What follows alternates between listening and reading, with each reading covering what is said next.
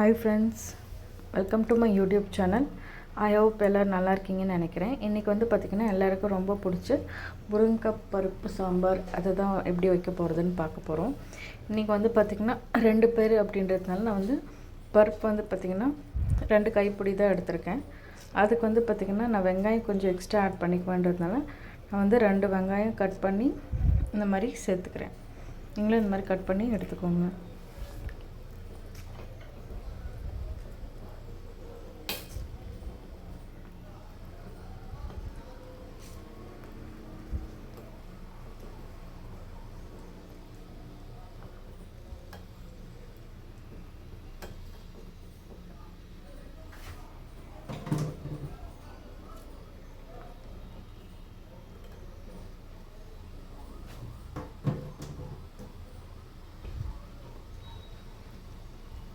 இப்போ 2 வெங்காயமும் கட் பண்ணி போட்டாச்சு. ஒரு பூண்டு எடுத்து எல்லா பூண்டோட தோலையும் எடுத்து நான் போட்டு பிரித்து எடுத்து வச்சுருக்கேன். அதையும் சேர்த்துக்கலாம். இப்போ வந்து பார்த்திங்கன்னா நம்ம வந்து தக்காளி ஆட் பண்ணிக்கலாம். தக்காளி வந்து பார்த்திங்கன்னா நான் 3 தக்காளி எடுத்திருக்கேன். 2 மீடியம் சைஸ், 1 வந்து பார்த்திங்கன்னா கொஞ்சம் பெரிய சைஸ். தக்காளி வந்து உங்களுக்கு அந்த புளிப்பு தன்மை பிடிக்கும் அப்படின்னா நீங்கள் வந்து தக்காளி வந்து நிறைய ஆட் பண்ணிக்கோங்க. அப்படி இல்லைன்னா கொஞ்சமாக ஆட் பண்ணிக்கோங்க.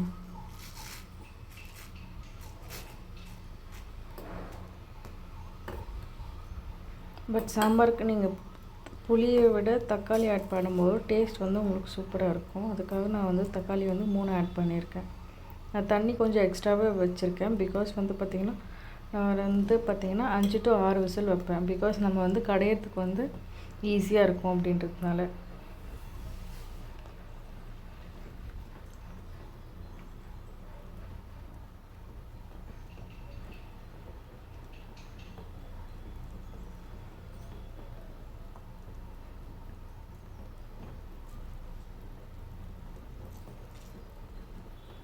அதோட நம்ம உப்பு ஆட் பண்ணிக்கலாம். இப்போவே நான் இப்போ ஆட் பண்ண உப்பு தான். நான் வந்து நெக்ஸ்ட் நான் ஆட் பண்ணவே இல்லை. இப்போ வந்து 6 விசில் விட்டு எடுத்தாச்சு. பார்த்திங்கனாலே தெரியும் நல்லா கொலையாக வெந்திருக்கு. அதை நான் ஜஸ்ட் அதை வந்து அந்த தண்ணியெல்லாம் எடுத்துகிட்டு பருப்பு மட்டும் இப்போ கடைஞ்சி எடுத்துக்க போகிறேன்.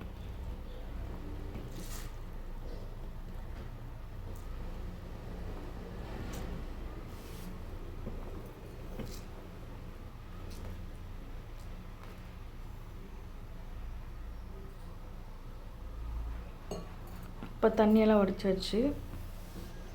இதுதான் நம்ம இப்போ வந்து கடைஞ்சி எடுத்துக்கணும். பருப்பு, தக்காளி, வெங்காயம் எல்லாம் இருக்குது இல்லைங்களா, அதெல்லாம் கடைஞ்சி எடுத்துக்கலாம். இப்போது எங்கள் வீட்டில் மத்து இருக்குது, அதனால் நான் அதில் வச்சு கடைஞ்சிக்கிறேன். உங்கள் வீட்டில் கரண்டி இருந்துச்சுன்னா நீங்கள் 7-8 விசில் கூட வச்சு எடுத்திங்கன்னா அது உடனே கரைஞ்சிரும். உங்களுக்கு பார்க்கும்போதே தெரியும். நான் எதுவுமே பண்ணல, ஜஸ்ட் வச்சு நான் ரோல் தான் பண்ணுறேன். அதுக்கே வந்து நல்லா மஞ்சிடுச்சு.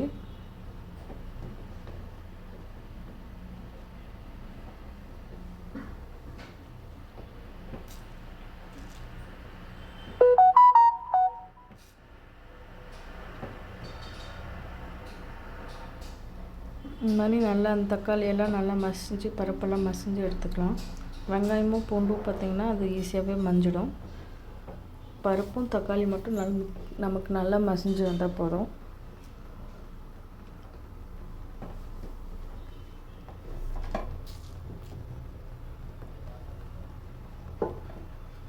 இப்போ நம்ம எடுத்து வச்சிருந்த தண்ணியை வந்து அதில் ஆட் பண்ணி இப்போ வந்து முருங்கைக்காய் ஆல்ரெடி கட் பண்ணி எடுத்து வச்சுருக்கேன்.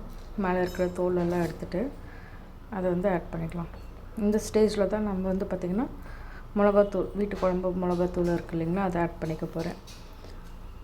நம்ம வந்து கடையில் வாங்குகிற சாம்பார் பொடி வந்து நான் எதுவுமே ஆட் பண்ணல. வீட்டில் இருக்கிற மிளகாத்தூள் மட்டும் தான் ஆட் பண்ணிக்கிறேன். 2 டேபிள் ஸ்பூன் வந்து நான் யூஸ் பண்ணிக்கிறேன்.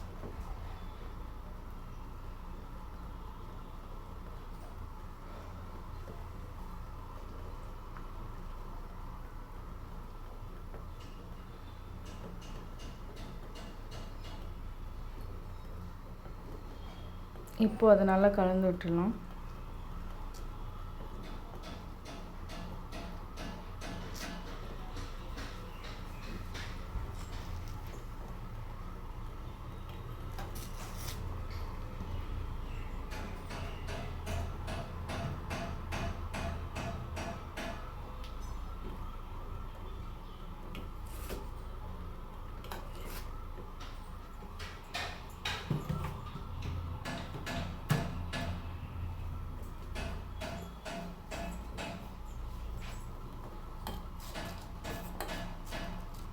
இப்போது ஆல்ரெடி வந்து பார்த்திங்கன்னா 2 முருங்கைக்காய் நல்ல பெரிய சைஸ் முருங்கைக்காய் எடுத்திருக்கேன். அது மேலே இருக்கிற தோலெல்லாம் எடுத்துகிட்டு சின்ன சின்னதாக எங்களுக்கு எந்த சைஸ் தேவையோ அந்த சைஸில் கட் பண்ணி எடுத்திருக்கேன். நீங்கள் இதை விட பெரிய சைஸ் போடுவீங்க, அப்படி இல்லைன்னா இதை விட சின்ன சைஸ் போடுவீங்கன்னா உங்களுக்கு ஏற்ற மாதிரி கட் பண்ணிக்கோங்க. இப்போது நல்லா நெக்ஸ்ட் வந்து பார்த்திங்கன்னா அந்த முருங்கைக்காய் வந்து நல்லா வெந்து வரணும். இப்போ வெந்து வந்துருச்சு. இந்த ஸ்டேஜில் வந்து நான் ஆல்ரெடி ஒரு சின்ன எலுமிச்சைப்பழம் சைஸ் வந்து புளி ஊற வச்சு அது தனியாக புளி எடுத்து வச்சுருக்கேன், அதையும் ஆட் பண்ணிக்கிறேன். நீங்கள் தக்காளி போட்டிங்க எனக்கு அந்த புளிப்பு போதும் அப்படின்னா நீங்கள் ஆட் பண்ண வேண்டாம். இப்போ நம்ம அதை வந்து தாளித்து எடுத்துக்கலாம்.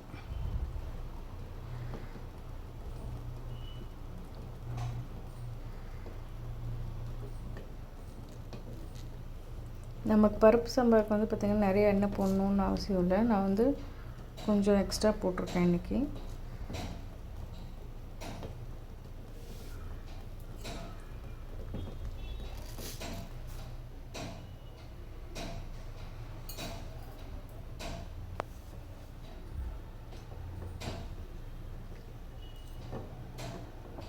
கடுகு ஆட் பண்ணிக்கலாம்.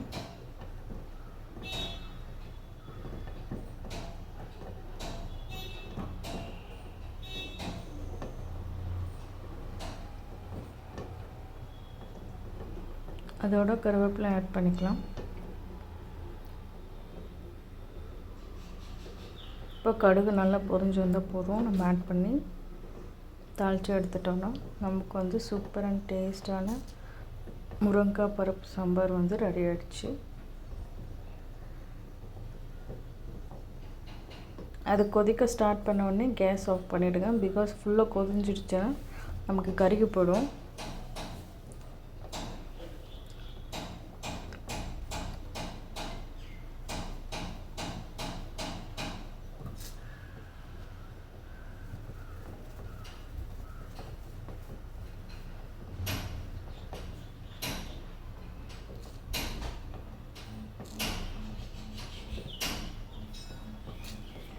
இப்போ வெடிக்க ஆரம்பிச்சிருச்சு.